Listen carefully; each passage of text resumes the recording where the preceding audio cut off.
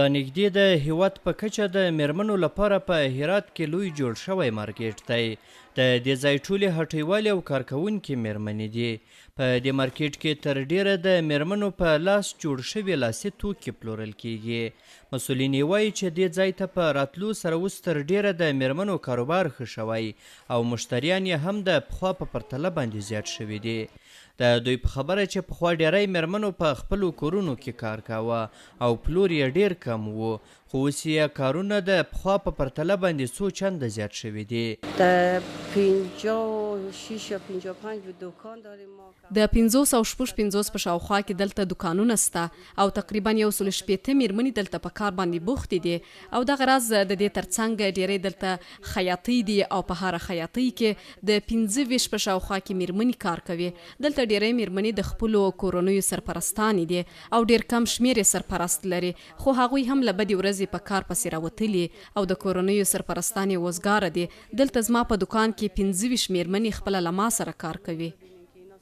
دغه میرمنې وایي چې له کور څخه ورته کار کول او د توکو پلورل خورا سخت و او دومره ګټه یې هم نه کوله، خو اوس ورته هره ورځ ګڼ کسان د توکو د پیرلو لپاره راځي او کارونه یې هم ورسره ښه او زیات شوي دي.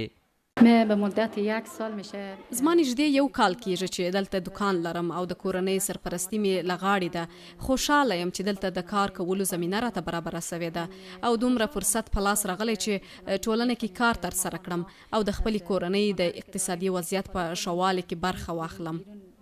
ما قبلا به منزل کار میکردیم. موږ پخوا په کور کې کار کوی او یوازې د خپلې کورنۍ او همسایګانو لپاره به مو خیاطي کوله، خو کله چې خبر سو چې دلته د میرمنو لپاره مارکیټ فعال سوی راغلو او دلته مو دکان جوړ کړ او د دې ترڅنګ مو خپل کارځای هم دلته راوی او خپل کار کوو. د دې ځای ډیری هټیوالې د خپلو کورنیو سرپرستي کوي او د خپلو کورنیو اړتیاوې له همدې لارې پوره کوي. دوی غوښتنه کوي چې حکومت دې د هرات ښار په ګډون په نورو ولایتونو کې هم ورته مارکیټونه جوړ کړي او میرمنو ته دې د کار زمینه برابره کړي. چقدر که میفهمیم چون تفاوت زیادی داره. د کور په نسبت موږ ته دا ځای ډیر ګټور دی او ډیری خلک زموږ هنر پیژني، مشتریان مو ورسره زیاتیږي او هر ورځ له نورو نویو خلکو سره وینو او توکي ور باندې پلورو. دغه راز موږ کولای سو چې په خپلو کارونو کې لا ډیرې هڅې وکړو او شی ترسره کړو. از این طریق خرید فروش که موږ یوازې په کور کې کار وکړو نو یوازې د شاوخوا خلک مو پیژني، خو که په ښار کې خپل کارونه ترسره کړو زموږ سره ډیر خلک آشنا کیږي او زموږ صنعت ښه خلک پیژني او زموږ کارونه ډیر ښه کیږي. باید حکومت دې ته ورته نور ډیر مارکیټونه او د میرمنو لپاره کارځایونه فعال کړي.